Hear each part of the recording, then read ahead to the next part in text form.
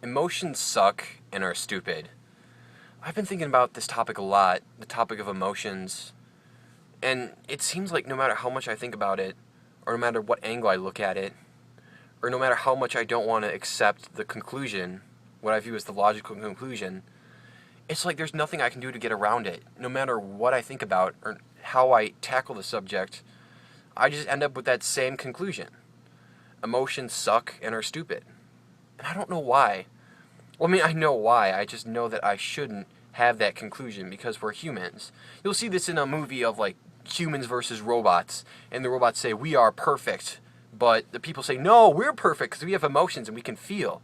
And that's the thing with people. That's what makes us different from robots, is that we can feel. We can have these different experiences in our lives. We can care about things. We can be happy, we can be sad, we can be angry or joyful or giddy or anything. We have so many emotions, and that's the special thing about people. And that's what we always tout about ourselves, that we have emotions. The thing for me, though, is we tend to experience the negative side of emotions far more than the positive. And I guess it's largely due to the way that human nature works. It's largely due to the way that we function. Because we tend to, well, for a number of reasons. For one thing, we tend to get depressed a lot because people tend to set up high goals for themselves. That's just something that's built into our biological psyche. We want to do things and accomplish things. For example, pick up a mate. And if you can't do that, you might get depressed. And the biological idea behind it is if you can't do it, you off yourself, you kill yourself, and that way you don't spread your genes. And there are several things like this where your emotions, they have negative impacts on you, or they can have positive, but it seems like so often, or not, it's the negative ones that control our lives. Like the majority of people, I would say overall live negative lives.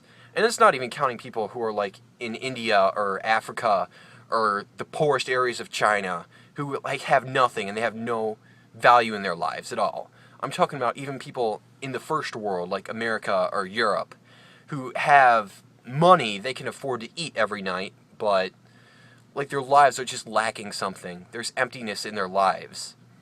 And there's nothing really that they can do about that. The majority of people are sad. And some people might say, oh, well, there's sadness, but there's also happiness too. There has to be negative in order for there to be value in the positive. So, in that sense, they would say that emotions are necessary. But in a way, in my mind, that's kind of like if you have a dictatorship, or maybe not necessarily a dictatorship, I don't know what the word is. I think it's like an oligarchy, where you have like a few people on top, or a group of people on top, and you got people going down progressively. I don't know, but like imagine that. You got a group of people who are on top, who are the best, and who have all the power, and then you have a bunch of like untouchable peasants on the bottom. And like I feel like the majority of people are those untouchable peasants on the bottom in terms of emotions. And people would say, oh, well, that's okay because there's also people on top. And there has to be people on the bottom for there to be people on the top. If we didn't have that, everybody just sort of be blah. You don't want that, do you? And people tend to tout it as happiness being a choice. Like, you can be happy. Why aren't you happy? You should be happy. Happiness is a choice, All I have to say about that is anybody who's ever shared this idea that happiness is a choice has obviously never really been in a position where, like, they've just had horrible things thrust upon them. Like, for example, I don't know, a gay kid who gets thrown out by his parents because he's gay. Now, I don't know that feeling. That's never happened to me, but how can I know the experience of someone who's went through that? What if somebody is miserable because they were once married and they got divorced and they took the kids away from them or something? Or maybe they had some high aspirations for their life. They got kicked out of college and now they're working at like Burger King or something. I don't know. Like, there are so many horrible negative things going on in our lives, in the lives of many people. And how can you say that happiness is just a choice? How can you say that when people are miserable for some reason, they can just stop being miserable? I mean, I think that if the majority of people could just start being happy, they would, but there's nothing that they can do about it. And finally, some people would say that emotions are what drive us to do better. Like, if you're miserable, that means that you want to do better. You want to make yourself happy, so you will take the actions necessary towards becoming happy. But that's just not the case. I mean, like, focus on depression, for example. That's the big one. People who are depressed. And normally when you're depressed, you do things that don't make you happy. Largely because, like I said, the psychological aspects behind depression are that you will eventually kill yourself so that you don't spread the genes that are responsible for whatever's wrong with you. And that's the idea, based on my limited understanding of biology. I might be wrong and I might be making an ass of myself, but I don't really care at this point. I'm just talking off the cusp because I feel like I need to vent. But the majority of people who have negative things in their lives, like, they don't do things to make it better just because they often don't see hope in it. And for a lot of people, it's something that they can't do anything about. What if there's some starving child in Africa? What can they do to solve that? There's nothing.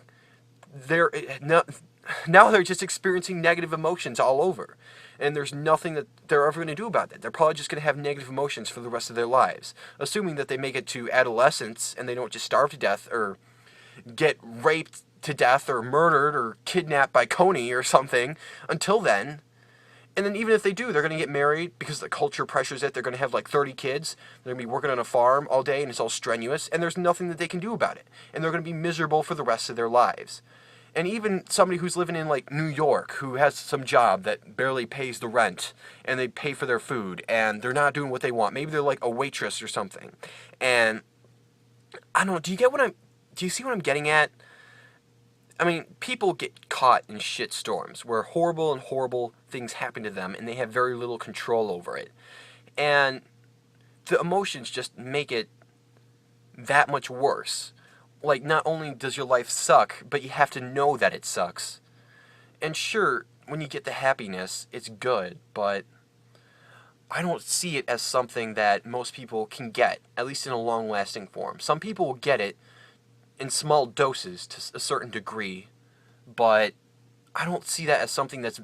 I don't see that as the majority of the time. I think the majority of people are just miserable all their lives. They're going through and they're living in monotony. Even if they don't necessarily realize that it's negative, they are not living an interesting life. Or maybe that's a bit presumptuous on my part, but I don't think the majority of people are happy. And I know that means that we should be progressing towards making things better, but I just don't see it. I don't see why... I don't even know what I'm trying to argue, because there's nothing we can do about it. Like, stop feeling. Emotions are something that's out of our control. You can't control how you feel. So it's not like there's any conclusion that you could draw away from this and then change your lives around it. I don't know. I don't know what I'm trying to say. I guess I'm just saying that... I don't know. Maybe I'm saying that people would be better off, or life would be better off if we didn't have emotions. Of course, that means that you can't reap the benefits, but then you also don't endure the negatives. And since that's what you get the majority of the time, maybe that's for the better.